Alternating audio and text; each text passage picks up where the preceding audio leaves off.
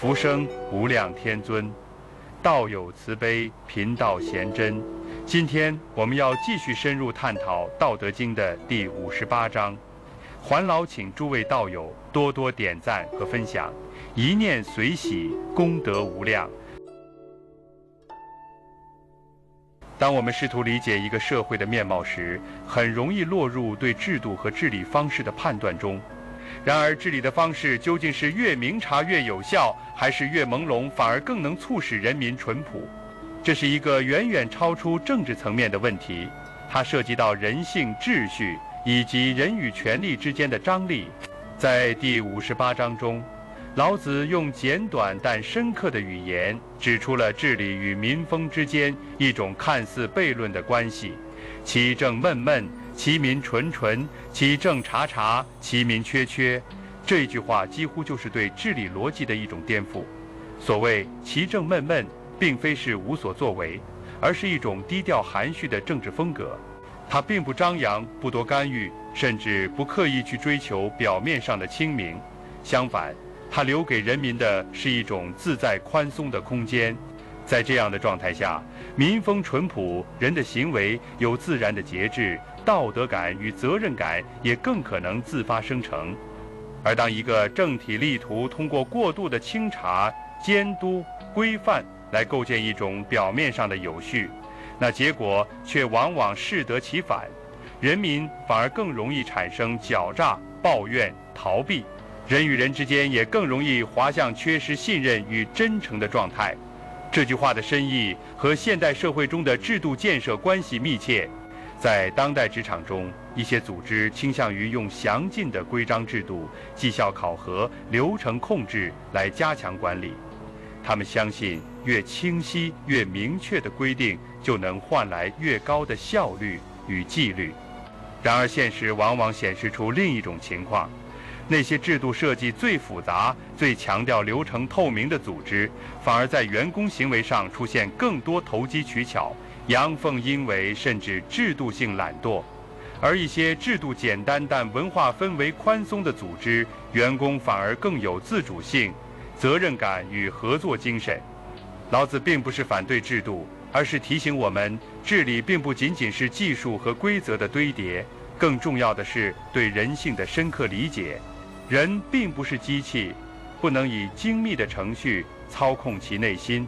人的行为往往受到整体氛围与深层信任结构的影响，而不是单靠条例所能决定。接着，老子用一组震撼人心的句子揭示了命运与变化的逻辑：祸兮福之所倚，福兮祸之所伏。这是《道德经》中最为人所知，却也最容易被误解的一句。他所说的并非是宿命论，也不是在劝人消极地接受祸福无常，而是在指出一个普遍存在于事物演化中的深层动态结构。任何看似极致的状态，其内部都已经孕育了对立面的因素。这句话之所以重要，是因为它不仅提供了一种观察现实的方式，也为我们在面临危机、获得成功、面对挑战或遭受失败时，提供了稳定内心的哲学框架。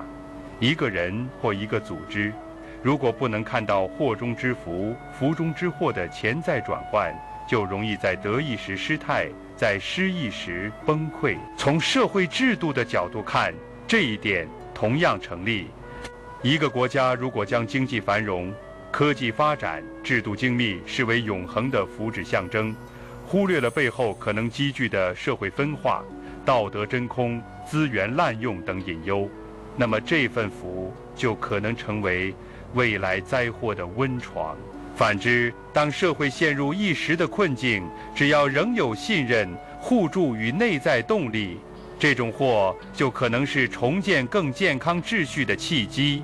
老子并没有止步于指出这种转换的可能性，而是进一步追问：孰知其极，其无正？正负为奇，善负为妖。换句话说，一切看似正当的东西，可能在特定条件下变成反常；一切看似善良的行为，也可能在异化中成为灾难。这并不是否定正与善，而是在提醒我们不要固守静态的价值判断。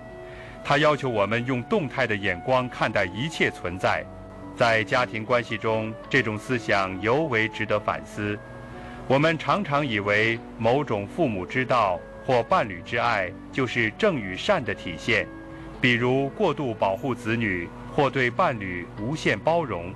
然而一旦这种行为失去了尺度感，它就可能在潜移默化中扭曲关系的结构。一个为你好的家庭氛围，若失去了对他人独立性的尊重，终将压制人的成长，产生内耗甚至敌意。一个不计回报的付出，若无法获得情感回应，久而久之也可能转化为指责、内疚或操控。正与善不是绝对的，它们在现实中不断变形，变形的背后则是人心的变幻。所以老子感叹人之迷，其日固久，这是对人类整体的一种批判。我们总是执着于固定的名相、概念、规则与标签，误以为只要掌握了某种正与善的准则，就可以摆脱混乱。但真正的迷失正是在于我们无法接受万物流变的本质，无法理解无正的世界中才有真正的清明。正因如此，老子在结尾处给出了圣人的行为准则：方而不割，廉而不贵，直而不肆，光而不耀。这4句是整章道义的收束与浓缩，它不是教我们如何显得正直，如何表现廉洁，而是在指出一种不过度的修身之道。方是指正直有原则，但圣人虽然为人方正，却不咄咄逼人，不以原则为工具去伤人。割是一种割裂，是一种绝对性的判断。廉是清廉，不贪不污，但也不拿自己的廉洁去刺痛他人，不将清高转化为道德优越感贵，是割伤以廉贵人实为自负。直而不肆，则是说直率也需要克制。若以直率之名行肆无忌惮之事，那只是借道德包装之傲慢。光而不耀，是最终的修养境界，拥有内在光明，却不以光芒炫耀他人，在自我修养的维度。这几句话具有极高的实践价值。现代社会对人设的强调，对表达自我的追求，常常让人陷入一种被迫张扬的状态。每个人都希望被看见、被理解、被认同，但在这个过程中，我们也常常不自觉地在炫耀才华、比拼德行，甚至用道德姿态掩盖自己的脆弱。这不仅让自己疲惫，也让人际关系变得紧张。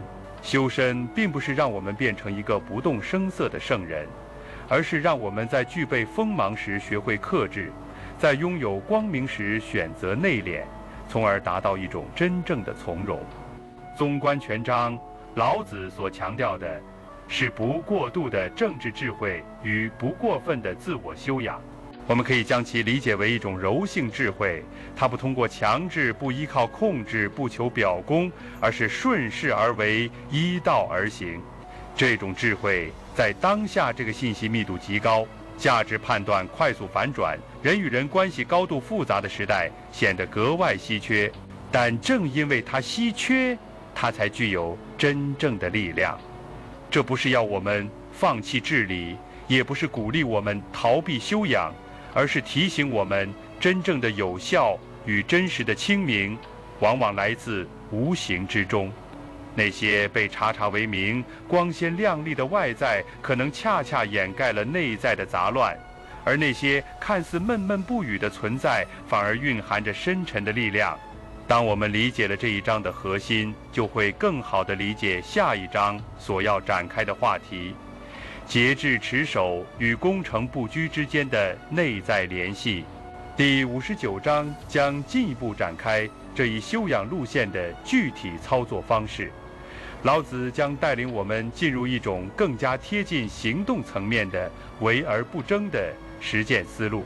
那一章是对积德、养德与持德的深刻论述，也将让我们看到道并不是悬空的信念，而是可以落实到生活中的持续用功。我们将在下一章继续沿着这条无为的路径，探索行动背后隐藏的力量。请你留心你的光，不要让它成为刺眼的火焰，而让它成为温润的照明。欢迎在评论区分享你的感悟。道德经的智慧应该被更多人看见。关注频道，我们下期再见。